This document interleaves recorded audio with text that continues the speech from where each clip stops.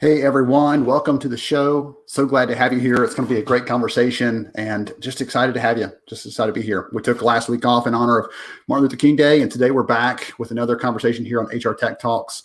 I am really excited to have Mike Carden here with me from Joyous. We're going to talk about performance. We're going to talk about execution. We're going to talk about getting things done at work, how to identify the right things. Joyous is doing some really interesting things there, and it's just going to be a good conversation.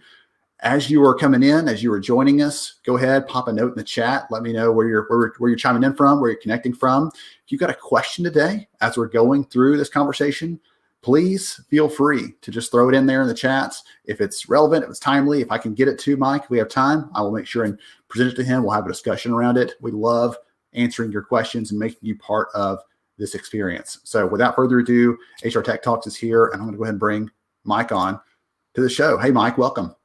Hey, how are you, Ben? Hey, I'm doing well, sir. It's a good day here, and you are actually in New Zealand, so you are in tomorrow. So give us a preview. What is tomorrow going to be like? Yeah, I'm trapped in New Zealand. Look, we all landed somewhere, didn't we? And we sort of ended up stuck there. Look, tomorrow is fine. It's a good day. It's just sunrise is happening. The sun is rising. That's a good start. Awesome. I'm glad to know. So we've got some preview into the future there. Mike, before we jump into the conversation, we get a little nerdy in the HR talk. Why don't you let us know who you are and what you do? Sure. Well, I'm Mike Carden. I'm one of the founders of a company called Joyous. And at Joyous, we do employee feedback largely for agile organizations. Our feedback platform is an open feedback platform. So I, as an employee, provide some feedback, and people know where that feedback comes from. And while that might seem like a minor point of difference, it's quite a revolutionary field. So when I hear feedback, right, some people are going to hear that and think, oh, well, that's a survey tool, right? That's some of those things that we've been told are feedback platforms. What is different about Joyous? Yeah, and it's an interesting thing, isn't it? Like, I think that somewhere, a while ago, feedback tools sort of ended up stuck in this kind of narrow part of the HR vertical, which was, employee engagement, maybe employee experience. Most of the feedback world kind of grew out of some kind of employee survey. The annual staff survey kind of turned into something a little bit more frequent, some kind of pulse survey or something, but it was still really sort of based on this kind of idea that gathering feedback, from time to time was an important part of understanding engagement. And I think that was driven largely by the fact that organizations were focused on culture, and there was a nice link that's all CEOs understood between culture and output. And when you translated that to the HR department, they sort of went like, well, measuring culture is hard, but we can measure engagement, and there's a whole bunch of arcane survey providers, so we'll do that. We see feedback as kind of the lifeblood of a modern agile enterprise, right? And so feedback is not something you just apply to employee engagement and experience, although that is a valid place to apply it. But you'll apply it to transformation projects. You might apply it to understanding adoptions of tools and processes, understanding what's happening in the customer base. There's lots of places that the feedback paradigm is super useful and super powerful. And for us, agile adoption is one of those biggest parts of that. Organizations that are becoming more agile, understanding whether they're developing the mindsets, encouraging people, getting into those kind of conversations.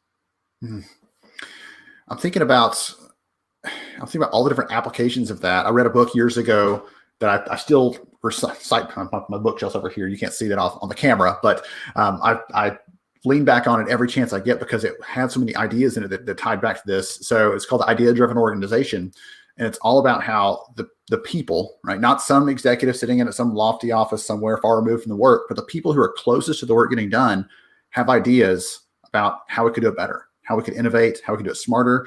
And that's the first thing that popped in my head when I heard you describe Joyous. Is it's a chance for all of those people to let their voice be heard, right? They get a chance to chime in, even if it's a 1% improvements on this process or this approach, this workflow. Adding those together over time leads to real and incredible sorts of results. Yeah, it's an interesting thing, right? I mean, our original sort of piece of provocation is that we wanted to be able to get into a position where, if you were a leader at let's say a chain of supermarkets, and you had a problem with theft in self-checkout. Now, if you want to solve that problem of theft in self-checkout, probably one of the best places to start is to ask people who work in self-checkout what they would do. That's just a good place to start. But what you'll find in a supermarket, in a chain anyway, is that probably that leader doesn't even know how to contact people that work in self-checkout. They don't have addresses for them or anything. So the first step is that, with Joyous, you can go and say, well, I want this cohort of people that work in self-checkout. I want to ask them a question. And then you might ask them a question that says, hey, what would be your top tip for solving for theft in self-checkout? And then what Joyous does is it sends it out either to their phones or other devices or whatever, and it just engages them in a conversational chat, right? So it's like using a chat bot, and it'll ask them that question, and they can kind of fill it in. And if the robot feels it needs more information, it'll ask for more information, and then it'll take those answers, and it'll give the person who asked the question a kind of live feed of those answers, and so they can see those answers coming in, and they can kind of interact with them, and they can ask for more or get clarification, and they can kind of see the trends. And there's lots of overlays that work on those trends. And we can talk a little bit more about what the power of a live feed is. But then the other thing which we do, and this is, I guess, part of the invention, is that we then apply a bunch of our machine intelligence on top of that, and we try and extract the one or two things which actually rise to the top of that pile. And the machine starts to learn more and more about that particular instance and learn more and more about your particular organization and so on. It'll start to actually say, well, signage will probably make the biggest difference, and give you that kind of recommendation and back it up with some facts. And so if you get this sort of power of going, well, as a leader, I want to be able to engage with the front line, ask a question, and then within minutes, I'll start to get some response to that. And then within hours, I'll actually start to have so much response to that actually the machine starts interpreting it for you. That's what we've invented. And it's once you have that power, you just don't relinquish it, do you? You've suddenly changed the way that the world works. And if you talk about inclusion, you've suddenly included a whole lot more people in the conversation. People who would otherwise just be held at real arm's length from the decisions.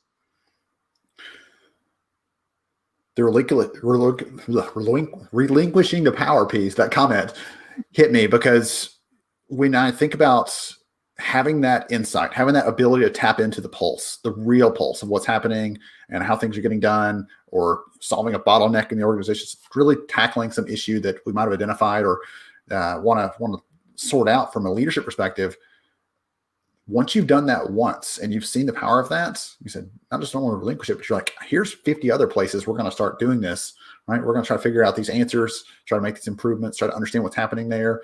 And just having that insight, it's like crowdsourcing idea generation almost for your organization, and being able to tap into those people. Because in the past, you and I both admitted a minute ago, like surveys were the tool to do that. And we've actually done some research at Lighthouse that shows that surveys are fine, but humans are the worst people at the worst resource at actually trying to analyze that and figure out what's going on. And in almost every organization, some HR person is tasked with, okay, look through that survey and find out the thing we need to do next. And even if you ask the same question that you were asking in a tool like Joyous, you still don't have the ability to analyze and pull those things together and really synthesize an answer and a next step out of that. So that even people are like, well, we got a survey for that. It doesn't solve the problem in the same kind of way or with any the same kind of depth, I would argue. Yeah, there's a couple of interesting points going on actually in that. I mean, the first one is that you mentioned right at the start, identify that once you start to use employee feedback properly, employee feedback basically becomes the most powerful asset you have, or certainly one of the most powerful assets you have. And it's also a finite asset, right? And so in our largest customers, one of the things that we help them do is we kind of help them broker, what feedback's going to be used for, right? So sometimes feedback, like I said, is used for adoption of tools, or sometimes it might be about improving processes for customers or so on. But we really do help them kind of manage that calendar effectively. The other part of it too, though, the bit which is fascinating to me is that when people think about feedback, typically they think about it in the sense of measurement, because that's where feedback was traditionally used, right? Feedback was traditionally used as part of a survey process or other process where it was attached to a bunch of instrumentation, which, as you sort of alluded to, was basically kind of statistical, right? So I'm going to sit there and ask people about, I don't know, their energy levels, and it will tell me that, people are, 85% of people feel energetic. Well, that's a very energetic organization. Maybe 70% of people feel energetic. What the hell? What am I going to do with that, right? So the interesting thing to me is that the measurement piece of it is kind of like blah.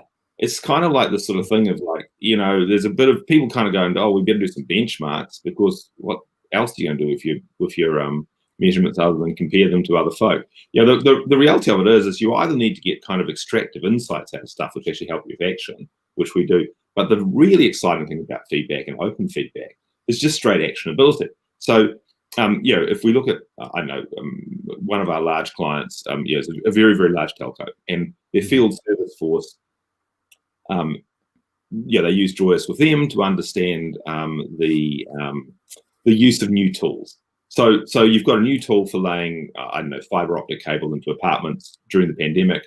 As an organization, I want to ask, what challenges are you having, right? Now, as a field service tech, firstly, I haven't really been engaged with anyone before, because I'm a field service tech in a large telco. So it's like, oh, this is cool. But then the second part of it is that, maybe I say, well, the cable keeps getting twisted. Now, that feedback actually goes somewhere, and the system will go, well, we should send that to a subject matter expert. So the subject matter expert looks at it and goes, well, can you send us a photo? And the person, sends a photo through their chat, and oh, you're holding the machine upside down, so we can actually fix it. I'm oversimplifying telco technology here, but just for a simple example, right? And yes. so that's a piece of action that's occurred, that's made a change, which is positive for the business. But that's not like the traditional idea of feedback where, oh, we're going to do these big macro actions after we all sort of sit around in a meeting room, analyzing the statistical analysis of results. And what we know, our machine, we've trained it to go and identify when action is taking place at that micro level. And so in the worst performing organizations we have, the average is 4 pieces of action occur at that micro level per employee per year. Right, so 4 things happen that wouldn't otherwise have happened when you have kind of Joyous in place, stimulating feedback and getting responses. Whereas in our top performing organizations, it's 13 pieces per year. So these aren't just sort of like vague numbers. These are actually measured numbers by our AI, looking at conversations which indicate that action is taking place.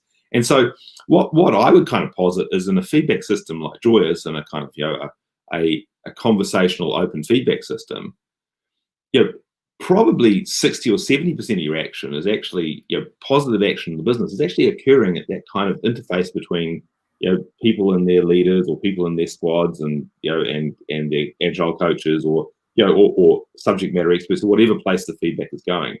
And then, an additional 30 or 40% of change occurs by doing deep, analysis and passing that to, I guess, decision makers who are thinking about macro programs.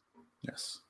But really, it's the power there is bubbling those things up, the right things, not something that they assume is a problem, not something that they're making a guess, throwing a dart at a dartboard with their eyes closed, but is bringing real things based on actual data to them to make that decision on what to do next, how to solve that problem. We need an intervention. It's not, I made the joke earlier, they're far removed maybe, but that brings them to the situation basically by bringing them that data. It's right, the reality of it is that, if you want to be action oriented, right? If you want to actually have an organization that takes action, then you kind of need people to feel comfortable providing feedback, and people need to feel comfortable receiving feedback. And so we do a lot of work on that. And then, because that's kind of open contextual feedback now, I can actually do something about it, rather than it being sort of some anonymous arm's length thing. The way we always describe this is that great organizations have high levels of psychological safety, right? So if you work in a great organization, you feel comfortable saying, hey, if we did this, it would serve customers better or something. If you work in an organization with low psychological safety, you just keep quiet, don't you? And it's interesting to me, the topic of feedback, if your organization only ever asks for feedback anonymously, through some kind of secret survey, every quarter or something, you just reinforce this message that feedback is somehow unsafe. That's fundamentally the opposite of what you should be trying to achieve in an organization in 2021. And you shouldn't be like sitting there going like, well, talking up is unsafe here. You want to create an environment where talking up is totally safe, because that's how you move fast. Yes, not just safe, but encouraged. We want you to do this, and it leads to better outcomes for all of us. So I'm gonna say something. I don't want to upset anybody out there, but I'll speak from my own experience. So when I worked in HR, I was really not that great about relating to the business, relating to our other leaders and operations, things like that, understanding fully how they made money. Right, that was an issue that I had, especially early in my career, and I saw everything through my lens of just the people stuff. I'm wondering what advice you might give the HR leaders listening. I know in the past you've been focused just on that audience. Now the tools that Joyous has appeal to everybody, right? HR is an inroad potentially, but also an ops leader might be really interested because it's going to help them solve some problems, like the example you gave from the telco. So what advice might you give to HR leaders to get closer to the business, to help understand the problems that they need solving so we can help them to solve those? Any advice there? Yeah. I mean, look, I think I feel like I spent the last few years of my career focused on that one objective, right? I mean, ultimately, there's two lenses you can view that through, right? I mean, firstly, at a purposeful level, Joyous is trying to make life better for people at work. We're trying to give employees a voice. We're trying to like make it so that what they say counts. That they own their own employee experience, that they kind of are involved in the conversation. And so if you take that view that actually my job, in human resources, the most important thing is to make life better for people at work, then that kind of guides you into lots of ways of thinking about actually how you behave and what you do. And I kind of always, I guess, provoke HR people to question how much of what they do really does serve that purpose. And then, of course, you have to kind of balance that with this other thing, which is purely the business has objectives. And are you helping to achieve those objectives, right? And so it's fascinating to me that so many of the tools we have available to us in HR, we forget to think about the objective of the business that they're trying to serve. And so you definitely see that with things like performance processes, which really just become a compliance process rather than actually trying to encourage individual performance and growth and growth mindset and those sort of things. And in the world of feedback, we know that we're always most successful when we get attached to some kind of business outcome. So I mentioned at the start that we're largely focused on the agile enterprise, right? So we largely help organizations who are agile, and that's because we provide transparent feedback which matches with agile. We're action oriented, and also we support those complex structures of agile, of feedback going to different places, whether it's amongst your squad or to your tribe, etc., to your chapter. But what I was going to say is that the reason we're successful is we get attached to a business outcome. So a business outcome might be something as simple as like, oh, okay, we're shifting the organization to agile, and we want to make sure it gets adopted. Or it might be some more complex kind of piece of change where you're using, maybe the ADCAR model, and you want to get feedback as you go and encourage people in that and so on. But it's always about attaching the feedback process to the business outcome. And the most successful, I guess, people in culture, folk that I talk to these days are ones that are actually using the tools of human resources, but applying them to business outcomes. And I just think that as soon as you kind of have the dual lens of like, I'm going to make life better for working people and I'm going to apply my tool set to business outcomes, then other stuff should fall into place, and you get to rise above the kind of BS politics of it all. Now that you've said that, I've got Audrey just dropped a question on us that I'm going to put up on screen for you, because she said, what about the politics? Basically, she said, what happens if ops doesn't want you to learn it or doesn't want you in the loop on that, right? That's our domain. You stay in your lane, your HR, your compliance, you stay over there. I'll give a quick answer, but I want to hear from you, Mike. I would say solve a problem for them anyway, right? Solve something small, solve something that you can see, solve some problem anyway, help them see those results. And that's going to open the door for other opportunities potentially. But any advice from you, Mike, on how else to make some inroads there, how to build that partnership more strongly?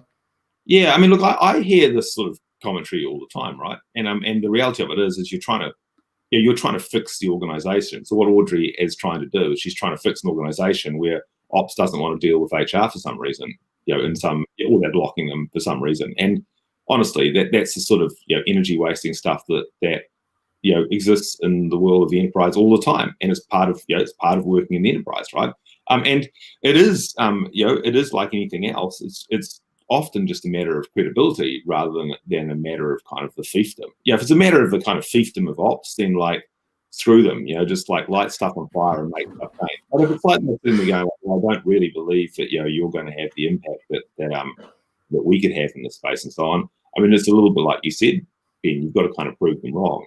And it is I think one of the kind of cultural cringe of the HR practice is this idea, that was, so old and tired of trying to prove that we're kind of part of the top table and so on, and and trying to get all kind of macho with numbers to do that and so on. The reality of it is all of that stuff has really just now come down to action, right? Who can show the most impact on the business outcomes? And so you start small and you just keep working and working, don't you? And there's no good organization out there that doesn't encourage collaboration between functions anymore. It's just a thing, is it, right? So if you're an organization that doesn't have great collaboration between functions, you're not in a good organization. So you can either try and make the organization better, or you can go and try and find a job elsewhere, which admittedly is non-trivial in this environment, but yes.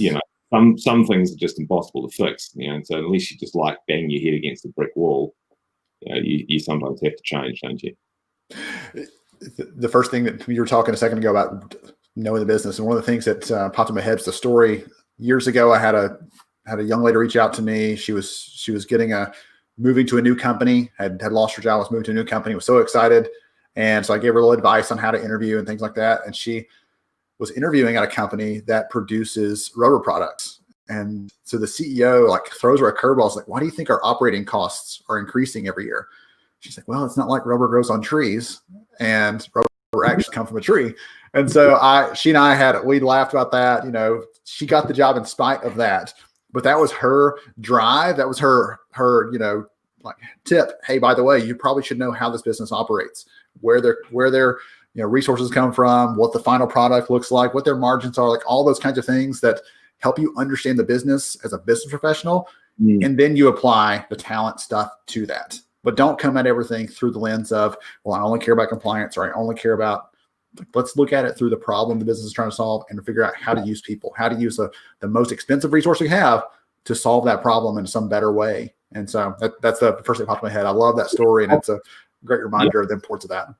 You often frame things through the lens of the customer too, don't you? I mean, in an organization like Joyous ourselves, we have mainly scientists and product people and engineers, and it always amazes me that you just include those folk in the customer sessions from time to time, or we get customers to come in and chat or whatever, and actually there's a whole lot of insights which they'd otherwise be missing, and it reminds you that regardless of what business you're in, like bar very few narrow exceptions, we're really in the business of serving customers somehow, right?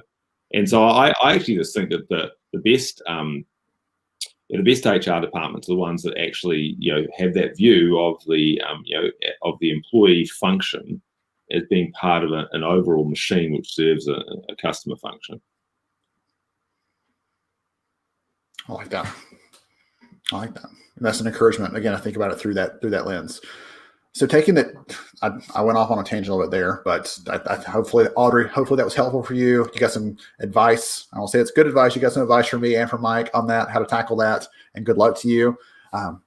Mike, one of the things you mentioned a minute ago, I want you to give me the numbers again, because I tried to write them down and I missed the second one. You talked about the difference between a low performer and a high performer in terms of the number of feedback action items people are taking action on. Can you give those numbers again, please? Oh yeah, what I was just saying is that if we look at our best performing organizations, yes, with running kind of open feedback through Joyous, per employee there's about 13 actions a year, and in our lowest performing clients it's still about 4. So even in the lowest performing, 4 actions per employee per year. I don't know, if you've got 10,000 employees, that's 40,000 actions that would not otherwise have taken place, right? So I'm just saying that action is often the result, big shifts are often the result of an accumulation of lots of small actions and small course corrections, rather than just being the responsibility of someone in HR to go, okay, well, we've analyzed the data and this is what we should do. And, so the idea that change only occurs at a macro level from feedback is a function of a poor feedback process rather than a function of feedback. That in itself is its own. We could spend the whole time talking about that, right? The poor feedback process versus the actual pieces of information that are coming back up. One of the things that I love to talk about is innovation in terms of incremental, small changes, little tweaks over time, right? The joke is no one just walked into a closet and came out a day later with an iPhone. It's like, here's the new thing. It was all these small innovations over time that led to here's the final. You see the result and we're like, wow, that's an amazing result. But you forget that there were all these little steps that led to that being possible, led to that being actually available for people to use. And it's easier to forget that sometimes. So I love the incremental piece of that. And that's why I wanted you to reiterate that piece, because if someone's listening, you're like, listen to that feedback from your people, get the feedback from your people. Even a little bit of it can make those changes, make those impacts. I'm rereading the book, Atomic Habits right now. And one of the things he talked about very early in the book is if you make it just a 1% improvement, that doesn't seem like much, but if you make the 1% improvement over and over and over again, the end result, it's exponential in terms of the impact it can have, the results you're going to see. And so commit to those small changes, small improvements, small tweaks over time to creating those better experiences around your people and around your customers, and for those outcomes the business really cares about. Yeah, I totally agree. All right, Mike. So if someone listening in, they're curious about Joyous, they want to know more about how to connect with you, how to connect with the organization, where would you point them to? Yeah. So look, on the web, we're at joyoushq.com. That will give you, all the resources you need. We've got a great webinar coming up next week, actually, which you'll be able to find on that website. I think it's on Wednesday. Just about how to use feedback in the agile enterprise, and even if you're not an agile enterprise, the idea behind that is really one of talking about how feedback can actually help a non-traditional organization thrive. So by non-traditional, I mean without the traditional hierarchy. It's I'm not wanting to riff on that point, but you find that so much of the heritage of HR process kind of comes from some kind of patriarchal, hierarchical organization, and we've kind of all moved forward from that, right? We kind of believe our tools sort of optimized for an organization that no longer really exists, or if it does exist, will change its form a lot over the next few years. So we're going to talk about that at this webinar on Wednesday. And like I said, if you come to joyoushq.com, you'll be able to find out more about that. Wonderful. Thank you so much, Mike, for spending some time with us. I appreciate you. Again, getting up early your time in New Zealand. Hopefully it was worth it. Appreciate you hanging out. Yeah. The sun's finally coming up. And again, Tuesday, it's going to be good. You've already given us the heads up on that. But thank you again, sir. I appreciate you. Okay, thank you. All right.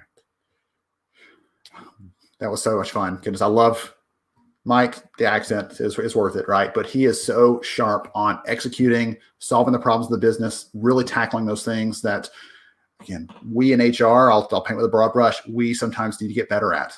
We need to understand what the business is facing, what they're worried about, what keeps them up at night. If you don't know those answers today, go and find them out.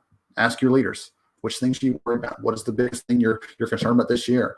And those answers they give you might give you some opportunities to think about how to tackle the problems they have, how to tackle those things, how to apply the people tools at your disposal to solving that, whether it's hiring, whether it's feedback, whether it's something else, as Mike was kind of talking about. So thank you so much for joining us for HR Tech Talks. I am Ben Eubanks. I will catch you next week. Look forward to another amazing episode, another great conversation. And thank you to all of you that chimed in, by the way, Megan, Rachna, Audrey. Appreciate all of you and everyone else listening in and watching out there. Thank you. Have a good rest of your day.